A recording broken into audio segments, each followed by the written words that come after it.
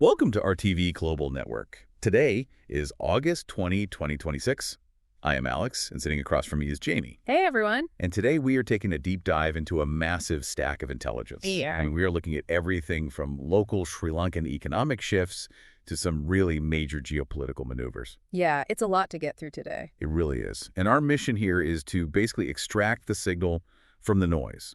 We are not just going to read the news to you. We want to look at the underlying mechanics, so you can see how a local tech upgrade is philosophically tethered to a global lawsuit halfway across the world. Right. It's all connected. Exactly. Yeah. So I want to start with this idea. Imagine you are building a massive digital highway, right? You are rushing to get your entire economy online. You're digitizing customs, moving university records to the cloud, taking traffic fines completely paperless. Just a total push to modernize. Yes, doing everything possible. But then, halfway across the world, the very societies that actually invented that digital highway are standing in a courtroom. Yeah. And they are arguing that this exact infrastructure is fundamentally breaking the psychology of their youth. It's the ultimate paradox of progress, honestly. Right. Because you have one half of the world racing to adopt this technology to solve, economic friction, while the other half is desperately trying to regulate the unseen damage that the exact same technology has caused. And that tension is exactly where we are unpacking today's sources. So let's jump straight into this digital leap that is happening right now in Sri Lanka. So the primary narrative emerging from the data here is a nation that's attempting a forced evolution. I mean, Sri Lanka is overhauling its state machinery at just a breakneck pace right now. Yeah, I was looking at the timeline. It's aggressive. Very.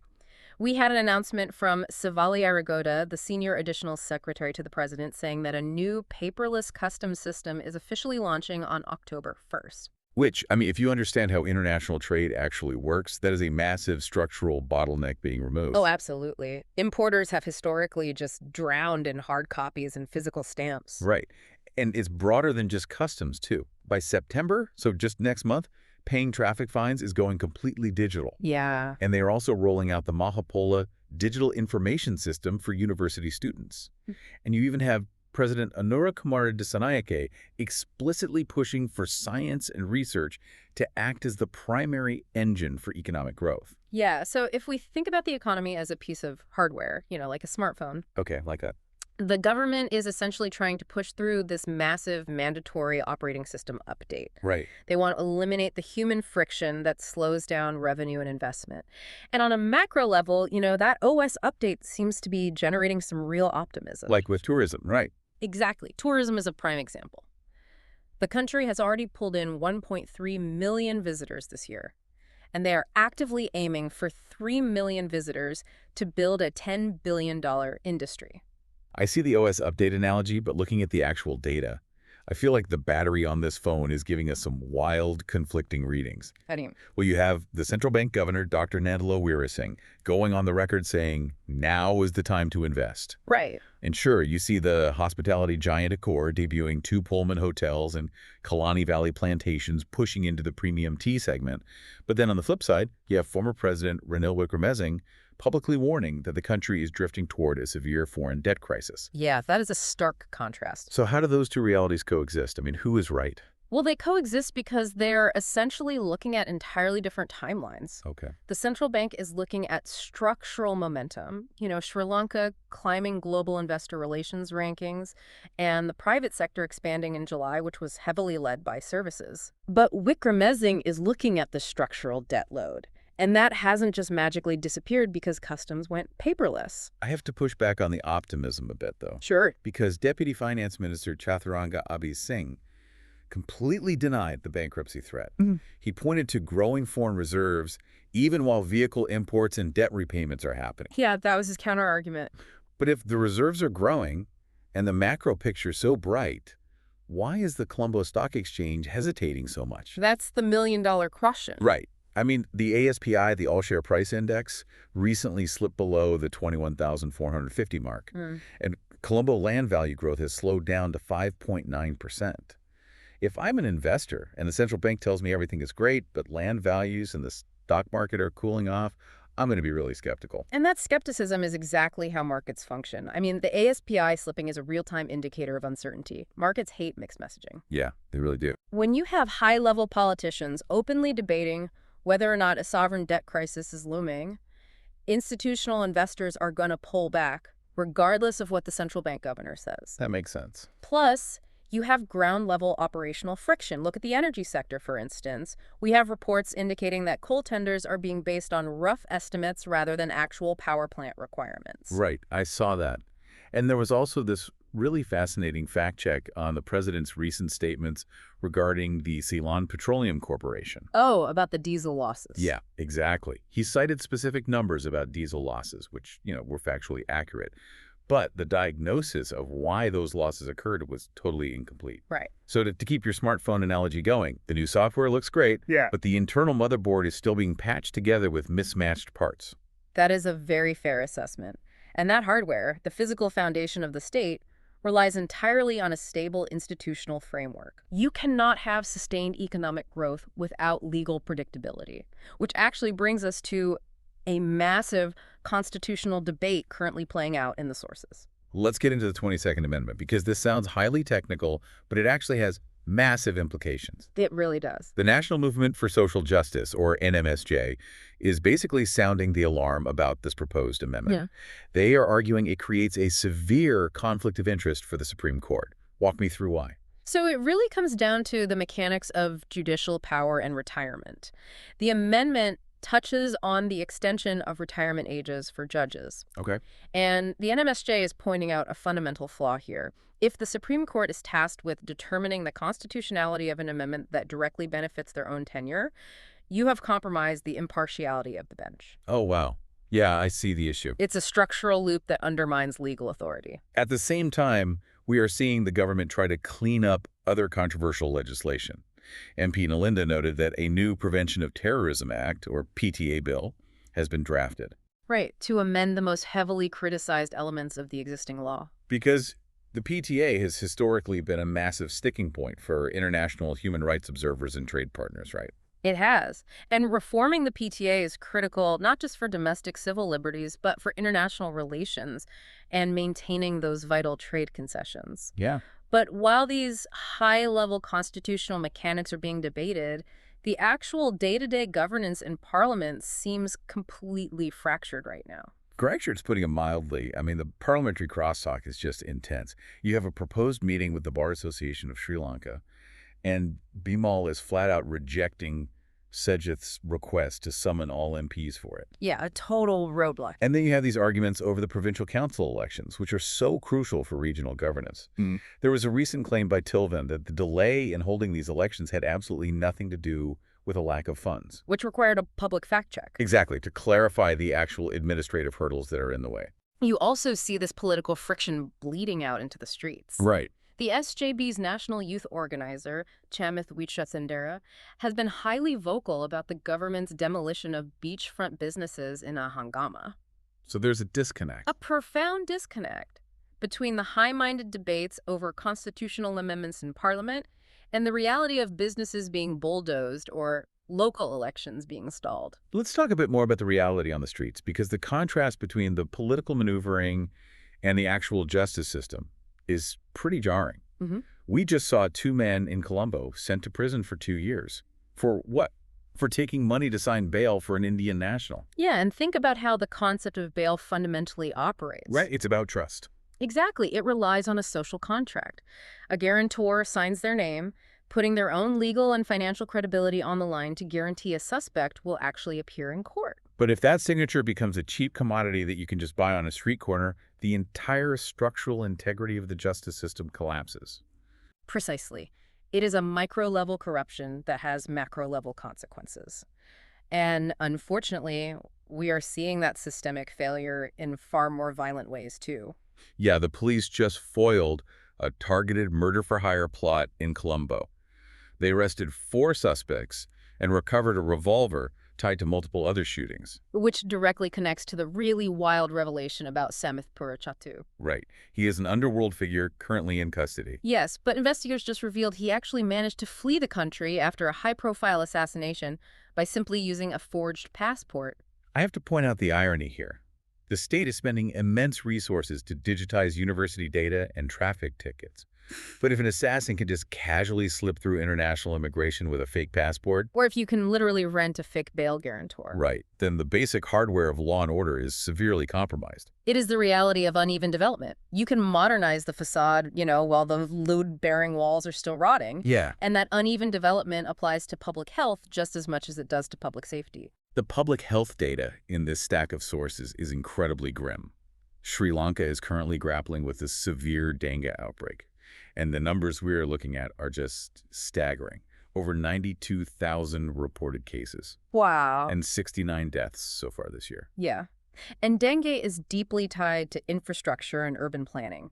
Stagnant water, waste management issues, and shifting monsoon patterns all compound to create an environment where the vector just thrives. And this isn't just an isolated national issue either. No, it's regional. We saw the personal undersecretary to the Prime Minister of Nepal putting out a really strong call for unified health sovereignty across South Asia. Okay, so a regional approach. Exactly. They are arguing that the region needs a collective defense mechanism, basically drawing on the hard lessons learned from recent global pandemics, because mosquitoes do not respect sovereign borders. Oh, they don't need a passport. Yeah. South Asia shares a climate profile, and regional health security is only as strong as its weakest link. But the human element here is fascinating. Because while the medical system is overwhelmed with 92,000 dengue cases, society is still desperately pushing forward, trying to invest in the next generation. It is a remarkable resilience. It really is. Despite the outbreak and the economic friction, the Grade 5 scholarship examination paper marking has officially kicked off across 48 centers.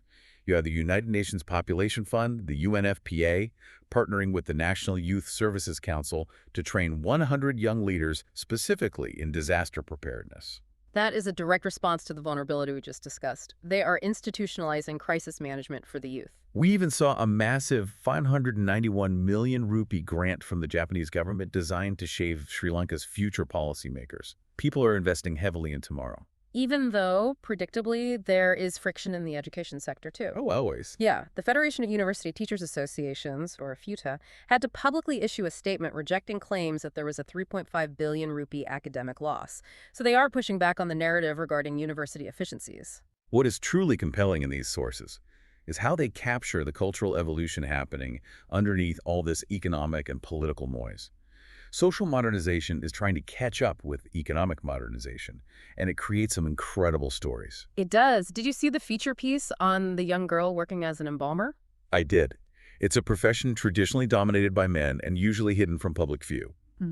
But her focus is on ensuring dignity for women in death, providing a level of care and respect that really challenges deeply ingrained gender norms. It is a profound shift in how society handles its most vulnerable moments. Yep. We also see historical reflections on resilience. There was a prominent feature on a Buddhist monk who braved torture to pursue a political vision. It is a stark reminder of how deeply religion, political struggle, and personal sacrifice are intertwined in the nation's history. And speaking of human rights and modernization, there is a very vocal push right now to completely decriminalize homosexuality.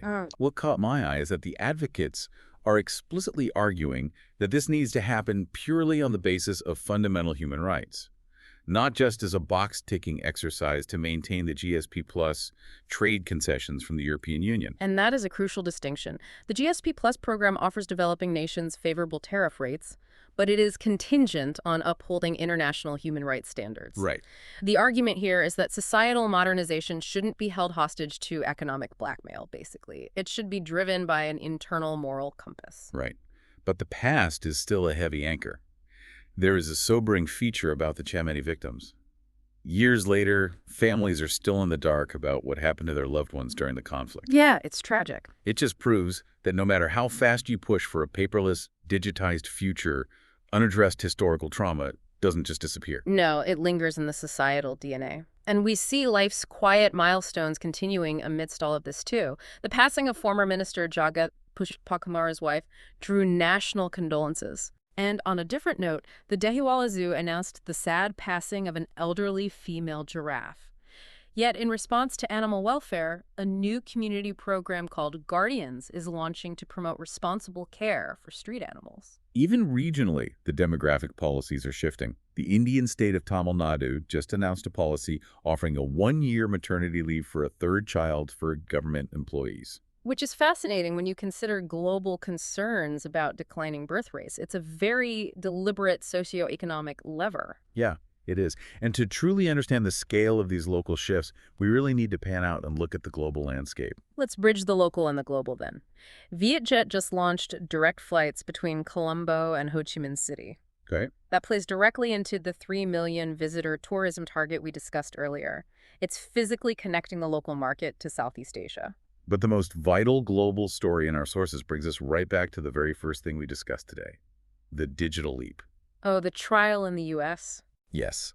Right now, in the United States, opening statements have commenced in a landmark trial against Meta, the parent company behind Facebook and Instagram. This is massive. They are being prosecuted over the psychological impact their algorithms have on children's mental health. So let's connect these dots. Sri Lanka, like many developing nations, is sprinting to get its citizens integrated into digital systems for economic survival. Right. Meanwhile, the global north is literally putting those digital platforms on trial for causing a public health crisis. It forces us to question the entire life cycle of modernization. I mean, the developing world looks at digital infrastructure as a tool to bypass bureaucratic corruption and economic stagnation. Yeah, But the developed world, which has lived inside that digital infrastructure for a decade now, is realizing that the algorithms are designed for engagement at the cost of psychology. exactly. It is the classic Silicon Valley mantra of move fast and break things, except what is breaking is societal cohesion. That is a really chilling parallel. And the geopolitical friction in the sources is just as intense. U.S. Senator Marco Rubio just announced new sanctions targeting top figures within the International Criminal Court, the ICC. Which is a huge deal. The ICC is designed to prosecute individuals for international crimes like genocide and war crimes. Yeah. When a superpower like the U.S. applies sanctions against the court's leadership, it fundamentally destabilizes the concept of global impartial justice. And speaking of destabilized democracies, over in Eastern Europe, Mikhailo Fedorov, the popular former defense minister of Ukraine who was recently dismissed, is publicly calling for wartime presidential elections. Wow. Suggesting an election while a nation is actively repelling an invasion is an incredible stress test for democratic institutions. It really is a debate between democratic legitimacy and wartime continuity. And amidst this high-level geopolitics, we also see devastating ground-level tragedies. Yeah, the fire. A fire recently tore through a hotel in the eastern Indian city of Kolkata, killing at least 9 foreign nationals, including a child. Just an awful reminder of how quickly infrastructure failures can turn fatal. Yeah. But despite all of this, global commerce pushes on. We see Dongfeng, the massive global trucking giant, officially launching operations in Sri Lanka through a partnership with Euro Motors. Yeah. And locally, Budi Wickramanayake was honored as Executive of the Year at the Capital Maharaja Group's convention. The machinery of business rarely stops for tragedy or political debate. No, it really doesn't. And honestly, with a news cycle this heavy, from constitutional crises to dengue outbreaks, people naturally look for a breather. And they turn to sports. Although, looking at the cricket results, it might feel like more of a continuation of the friction rather than a breather for the local fans. Yeah, you're not wrong. The cricket desk is pretty grim this week. India handed Sri Lanka a crushing 165-run defeat in the first test at Galley. Ouch. The Indian bowler, Suthar, was just unplayable, taking 6 wickets. Danusha put up a phenomenal fight, scoring a very resilient 84, but he just had no support. Yeah, it's tough when you're out there alone. And to make it worse, Pasindhu had to be subbed in to replace an injured Chanamo. Just a brutal start to the series. It really highlights the grueling physical toll of the format. But it is interesting to look at the cross-pollination of talent in global cricket. England's Jordan Cox recently noted that he has been leaning heavily on mentorship and advice from India's Virat Kohli. Oh, nice. Elite competitors often share a language that transcends national rivalries. If we are looking for actual national triumph, though, we have to talk about Ramesh Tharanga. This is the highlight of the week. He has officially climbed to world #1 in men's javelin. That's incredible. And his mindset is just bulletproof. He told the press, Sri Lanka does not have an Olympic gold medal. I will bring one. To state your ambition that clearly, on a global stage, requires an immense psychological fortitude. It provides a massive injection of morale for the sporting culture. It really does. And we see that momentum elsewhere, too. The Sri Lanka women's cricket team delivered a fantastic performance, beating Pakistan by 6 wickets in the opening match of their T20I series. A completely dominant win. And the local sports infrastructure is staying incredibly busy, too. The Navy's annual Commander's Cup International Sailing Regatta 2026 is starting up in Trincomalee with competitors from 6 different nations. And over in football, Seahawks secured a clean 2-0 win over the Defenders. Football is also seeing major administrative shifts. Jazwar Umar was unanimously elected as the vice president of the South Asian Football Federation, SAFF. Okay, that's a big deal. It is a significant milestone for Sri Lankan sports diplomacy. Though, as one of our sources pointed out in a feature on sports governance, the boardroom of global football is notoriously volatile. Oh, yeah. It's a place where alliances shift and friends become foes overnight. Just look at the money involved. To wrap up the sports news, Newcastle United in the English Premier League just dropped $30 million to sign Dengue. The capital flowing through European football is still just staggering. It is. And when you step back and look at the totality of what we have explored today, from the £30 million football transfers to the cost of a fake bail signature in Colombo, a very clear picture emerges. Yeah. We're watching a nation aggressively attempting to rewrite its economic and digital software while struggling to repair the analog hardware of its political and legal institutions. Which brings us right back to our opening thought. Sri Lanka is rushing to digitize everything, customs, fines, university data, all to save its economy and streamline its future. Right. But at this exact moment, the United States is standing in a courtroom prosecuting the tech giants who built the digital world, arguing that their algorithms have inflicted unseen psychological harm on an entire generation. Yeah. So here is the question we want to leave you with today. Are developing nations moving fast enough to finally catch the economic benefits of the digital age? Or are they moving too fast to see the hidden societal costs that the rest of the world is only just now discovering? It is the defining tension of our era, the race for efficiency versus the preservation of society. And that is exactly where we will leave it for today.